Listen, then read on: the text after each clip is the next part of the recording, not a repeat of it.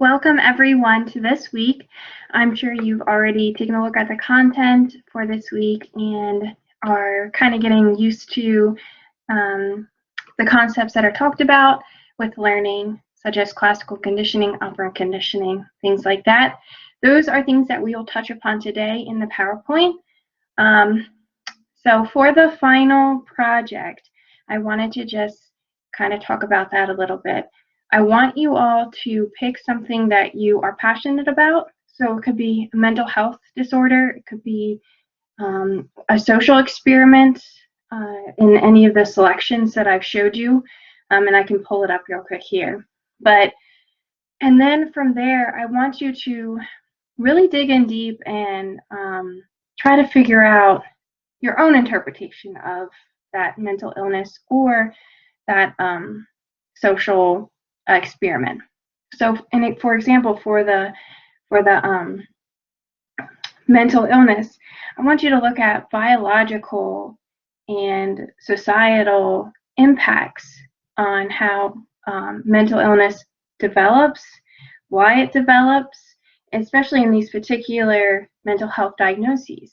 You will see that more diagnoses are associated with biological processes, while others are more associated with situational factors.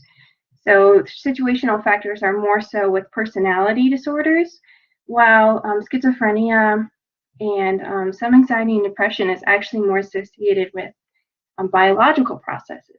But I want you to figure that out for yourself. And so you want to go onto the FCC library site and you want to look at peer-reviewed articles that are about your topic.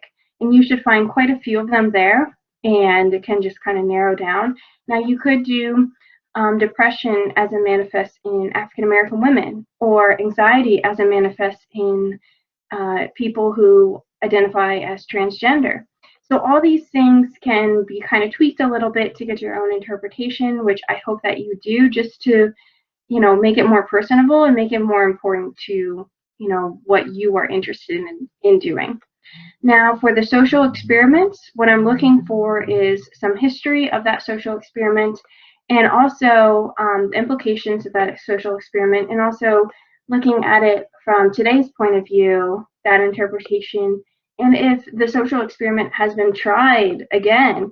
So for example, the marshmallow study, it's been tried multiple times. So let's kind of take a look at that and try to draw some conclusions from there. So in both of these assignments, and you will pick one, I want you to really dig deep and contemplate kind of what you want to learn out of this.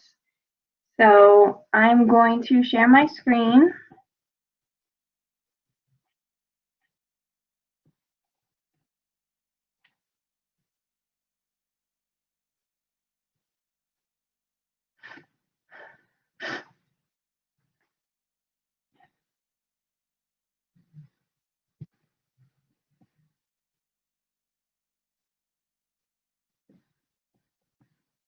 Okay, so I'm just going to go right into the content for this week, and then I'll pull up the research project at the very end.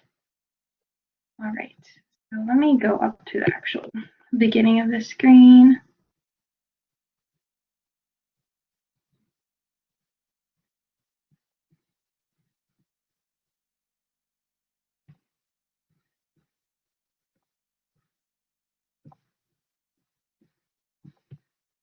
Okay. So first we're going to talk about the social cognitive theory, and this is called reciprocal determinism. And it's more of a construct more than a theory. And what I mean by that is a little loose. So you have this idea that cognitive factors affect, like how you think, affect your behavior. Okay, that makes sense. And then also behavior affects situational factors. So how you behave also affects the situation, the outcome. And then situational factors also affect how you think about things. So it's this idea of it constantly going around in a circle and it pulling from each other. So it's a little bit more messy of a theory, but it's a very good one because it talks about how complex the human experience really is. So Bandura proposed this idea of reciprocal determinism. So our behavior, cognitive processes, and situational contexts all influence each other. So here are some learning approaches particular to personality. So for behaviorists, personality is shaped by reinforcements and consequences. So when you are looking at a personality trait, the behaviorist view is that it is shaped by either positive reinforcements, maybe your personality trait of being honest, okay, and not lying. You are reinforced to have this behavior, and you are often punished for lying. So that type of personality trait is more shaped by reinforcements and consequences. Now, I'm not saying that this is correct or incorrect, but if you are taking a personality disorder and dissecting it, this is one way that you can do it. You can pull from the behaviorist point of view or the social cognitive point of view. So people behave in a consistent manner based on prior learning. So we learn from those that we grow up around. And if you grow up in an environment that is racist and sexist, then it's harder for you to break out of that racist and sexist mold. It doesn't mean that you can't, and it doesn't mean that you don't have the capacity to understand how wrong that can be. But it just goes to show that this type of behavior shown around you can affect what manifests in your own personality. So then we take a look at social cognitive. And this is the idea that personality is developed through learning, which may be more observational. So you see what other people are doing and you adapt that to your own learning. Both learning and cognition are sources of individual differences in personality. All right. Here are a couple of other theories. So Rotter's expectancies theory, the expectancies for reinforcement and the values you place on the reinforcers. So for example, when you decide to either stay in and study for a test or go to a party, you will consider in your mind both of the reinforcers. So the first reinforcer would be getting a good grade on the test. The second would be how much fun the party would be. And you weigh the odds of which one is more likely to happen, which one is going to be more beneficial to you, and then from there, you make your decision. So this kind of led to the idea as well as internal and external locus of control. Internal locus of control would be I am in charge of myself and my own fate. External locus of control would be other outside sources often affect how I behave.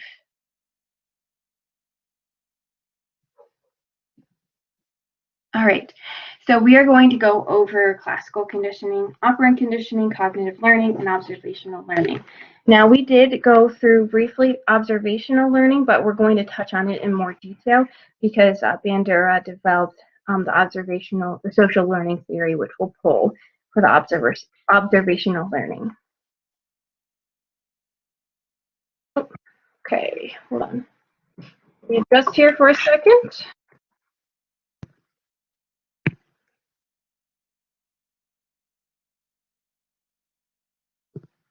All right. So we start with classical conditioning. What is it? Well, Ivan Pavlov in the early 1900s developed it, and originally he actually was interested in the study of digestive systems and the digestive enzymes. And what happened was that he walked in his study area where he had some dogs set up to help with his salivation research, and he noticed that after a while, after a couple of pairings, and what I mean by this is that when the nurse would come in with some dog food or meat tenderizer, something that is associated with meat, the dogs would begin to salivate. So then, without even noticing the dog food or even being able to smell the dog food, the dogs began salivating when the nurses came in. So then he ended up switching his entire research from digestion to looking at conditioning and this idea of being able to pair things together in association. Okay, so Pavlov's experiment has to do with a neutral stimulus, and this is something that is, it doesn't give you any sort of vibes either way. So it's just like a rock or a ball. So this neutral stimulus in this case is a bell. And then you're trying to elicit the neutral stimulus to elicit salivation. So right now, if you ring the bell in front of the dogs, there's no salivation, okay? Because the dogs only salivate when there's food around, and with the bell, there's no food around. So then, during conditioning, we take the neural stimulus, NS, and ring the bell as soon as we pull out the food, which is the unconditioned stimulus. Unconditioned stimulus always elicits the reaction of the unconditioned response, which in this case is salivation. So after conditioning, after a couple times of doing it, you should be able to ring the bell, just like the nurses would come in with or without dog food, and the conditioned response of salivation in the dog would occur.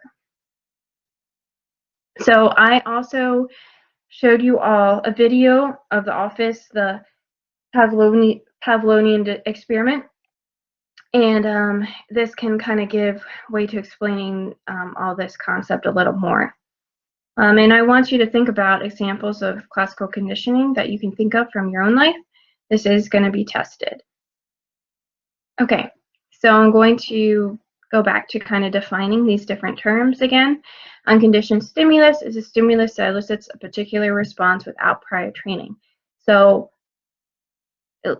unconditioned stimulus always elicits the unconditioned response, and you can think of it as a reflex.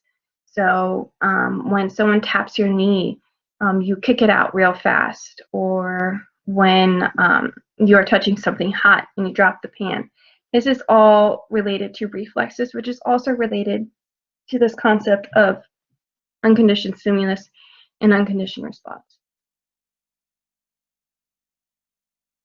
So then the conditioned stimulus is a stimulus that does not elicit a particular response initially. It is a neutral stimulus, but comes to do so as a result of classical conditioning.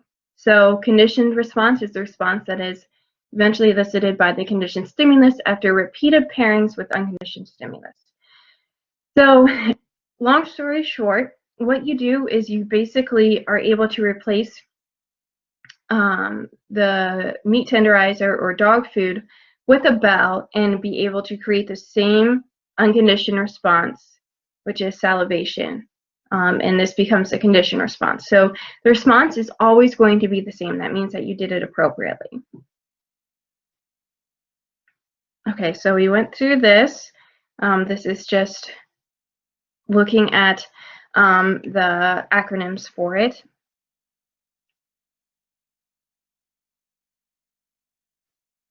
So then we have something called extinction, and this is when basically the dog unlearns that conditioned stimulus and conditioned response.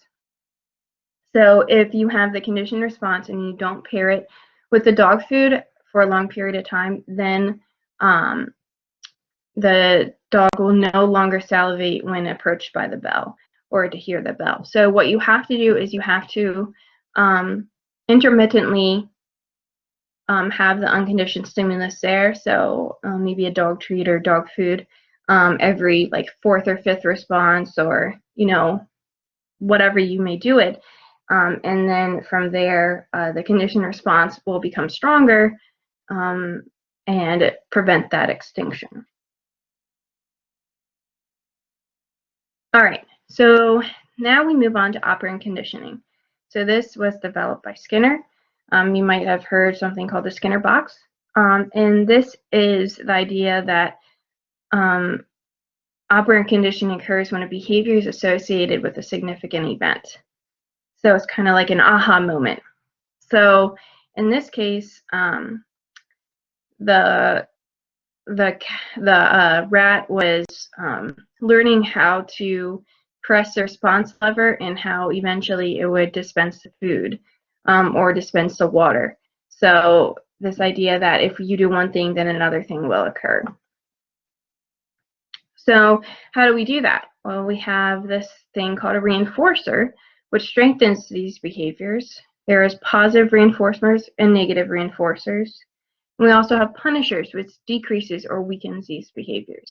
So if we take a look again at this rat, it has an electrified grid. And if every time the rat presses the lever, if instead of food came out, the electrified grid would light up, then over time, the rat would no longer press that lever because they would associate that press with the electrified grid.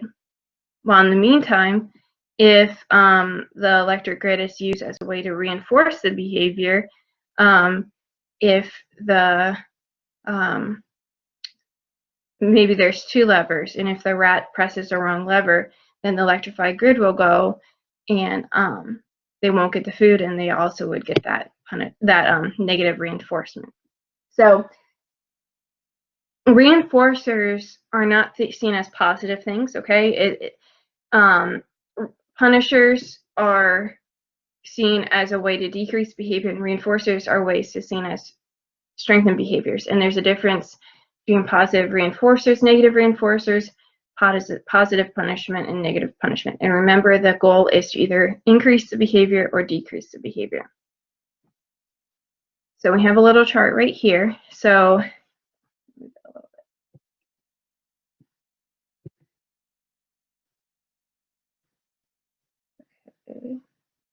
this just says increase behavior. This one down here is decrease behavior. Okay, here we go. So the increased behavior, one way that we can do this is to add something, and this is positive reinforcement. So for example, your kid successfully went to the bathroom on the toilet, was toilet training, and you give him a gummy bear, okay? And then every time the kid hops on the toilet and tries to go, and they get that gummy bear. And then maybe eventually you do it until every time the kid jumps on the toilet and actually goes to the bathroom, then they get that positive reinforcement. Now, another way that this could be is that, and this is a very poor way of doing that for a child, but if your child is getting C's and D's, okay, then you take away the PlayStation until the child increases their behavior of studying and gets A's and B's. So this is a way of negative reinforcement where you are taking away something in order to reinforce positive behavior. So then we have decreased behavior. Positive punishment, the most common form is, of course, hitting your child. So if your child put their hand in the cookie jar, you slapping that hand and encouraging them basically not to do that behavior again. And then we also have, or it could be chores, extra chores in order to decrease that bad behavior. We also have negative punishment, which would be if you are trying to decrease the behavior, if you maybe take away something that they value. It kind of has to do with kind of like the reinforcement, but instead of increasing the behavior, the idea is to decrease the behavior. So maybe you take away their favorite toy or favorite video game, just like depriving them of something, depriving them of dinner or lunch, or that kind of deprivation is more negative. I mean, it has that negative quality of taking away something, and then it decreases that behavior. So a good way to think about this is that reinforcers increase the behavior. So they can be positive or negative, but they increase the behavior. Positive, negative doesn't mean good or bad. It means positive is adding something, negative is taking away something. Punishers decrease the behavior, and positive punishment is adding something to decrease the behavior, while negative punishment is taking away something to decrease behavior. And then I also have this on Blackboard, The Big Bang Theory. I think I have this example on there. So how might you use operant conditioning in your own life? How has operant conditioning been used on you in the past? These are questions that I want you to think about and answer for yourself, because it is something that I'll have you further elaborate on in the next quiz. Okay, now we have this idea of cognitive learning, and this is more insight learning, these aha moments, when things kind of start to make sense or click. Like if you're learning math, it's very hard, and then you all of a sudden understand that the concept that is being shown to you. Maybe it's invisible numbers, maybe it's algebraic equations, whatever it may be, then it begins to kind of click with you. And once you know that, it's hard to unknow it, which is why monotonous studying often doesn't help. You have to have this kind of moment of clarity of understanding the connections, and then that makes it easier to continue. So then we have observational learning, which I've talked about. Social learning theory. So we have kind of 4 elements of it. The first is attention, so paying attention, maybe to the person who is maybe your babysitter, paying attention to your babysitter, remembering what your babysitter did, imitation of that same action of the babysitter, and then motivation to continue. Maybe it could be seeing that your babysitter put away your clothes, and you had this memory of it, and then you imitated it, and you got a positive reaction from the babysitter and your family members. So this idea of learning through observing. And this is one of the examples for one of the possible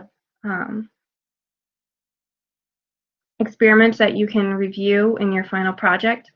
So, and I think I have this video uploaded as well. Let me see.